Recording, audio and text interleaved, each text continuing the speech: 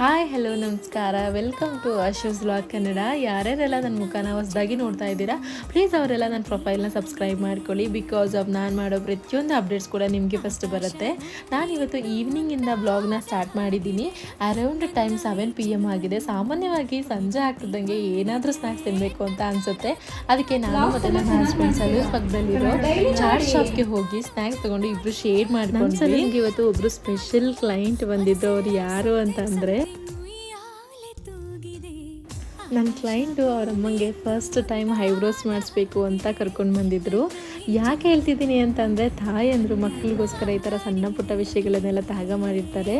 ಅದನ್ನು ಅವರು ಅರ್ಥ ಮಾಡ್ಕೊಂಡಾಗ ಅವ್ರಿಗಾಗೋ ಖುಷಿ ಇದೆಯಲ್ಲ, ದಟ್ ಈಸ್ ನೆಕ್ಸ್ಟ್ ಲೆವೆಲ್. ನೋಡಿ, ಅವ್ರ ಅಮ್ಮಂಗೆ ಅವರು ಐಬ್ರೋ ಮಾಡಿಸ್ಬೇಕಾದ್ರೆ ಎಷ್ಟು ಕೇರ್ ಮಾಡ್ತಾ ಇದ್ದಾರೆ ಅಂತ ಅಂದ್ಬಿಟ್ಟು ಅಬ್ಸರ್ವ್ ಮಾಡಿ. ಸೊ ನಮ್ಮ ವರ್ಕಲ್ಲಿ ಏನಾಗ್ಬಿಡುತ್ತೆ ಅಂತಂದರೆ, ಮಾರ್ನಿಂಗ್ 10ಗೆ ಓಪನ್ ಮಾಡಿದ್ರೆ ಅರೌಂಡ್ 4 ಅಥವಾ 3 o'clockವರೆಗೂ ಯಾರೂ ಕ್ಲೈಂಟ್ಸೇ ಇರಲ್ಲ.